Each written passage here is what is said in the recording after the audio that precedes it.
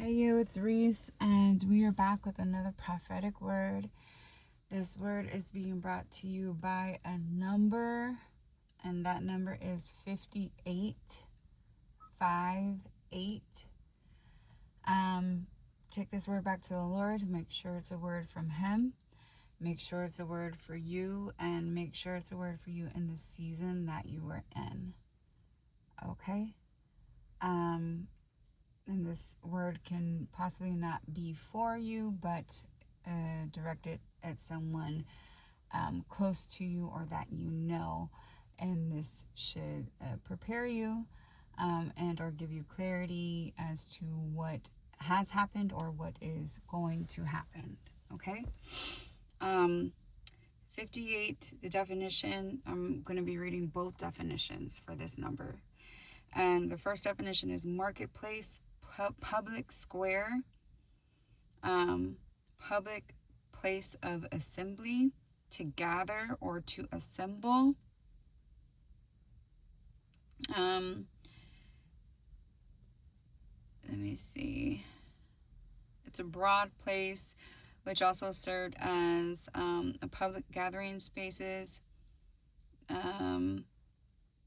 And the New Testament is often used to describe the bustling centers of commerce and social interaction where people gathered for trade, discussion, and public affairs. It was also a place where they held trials as well. It's any collection of men, congregation, assembly, place where assemblies are held. So basically, the public doesn't necessarily have to be a place, but in any sense, it means public. Public, okay? The next definition means mourning, lamentation. To mourn or to lament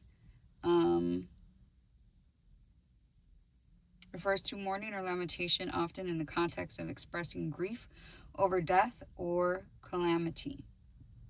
Grief over death or calamity, okay? So what the Father is saying when it comes to this number is this is also in the book, this is also in Joshua chapter, I think it was chapter 7. I did another prophetic word, and it spoke about basically God addressing sin in the public. This is before they defeated the Ai kingdom, and God had to address publicly the transgressor that took, I think it's Ashcan, who took spoils from Jericho when the Father said not to do that, and he did it anyway. So what the Father is saying is some people that are in judgment, I'm not sure if this goes for people that aren't in judgment. I know it's for those in judgment. It could be for people that are not in judgment but are just completely in denial and oblivious to their sin. The Father is exposing these things publicly.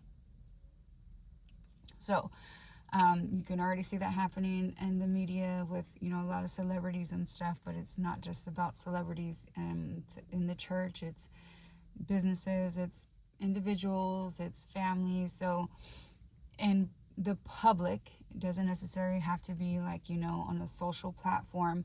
It could be publicly amongst family and friends. It could be publicly on social media. It could be publicly in different aspects. But nevertheless, the Father is exposing these sins publicly. And that is part of the judgment for some of these people. Also, I've spoken in other prophetic words that some people's judgment is death. And not only is that their judgment, but people that are close to them, it's their judgment to have to experience their death. And that possibly could be on a public platform, like in the news or something, like their death the way they died, it could be in the news or the newspaper or something, okay?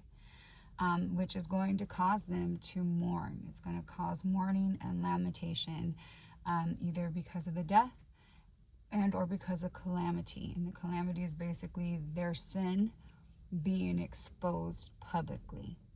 So it's going to embarrass them. It's going to make them vulnerable. It's going to be hard for them.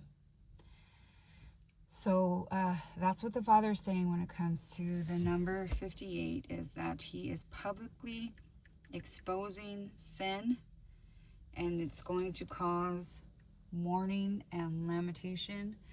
And he is allowing some people's exposure to sin, or their judgment of sin, to bring death, and that death may be made known publicly, because it could be a murder or something, and that's going to cause mourning and lamentation.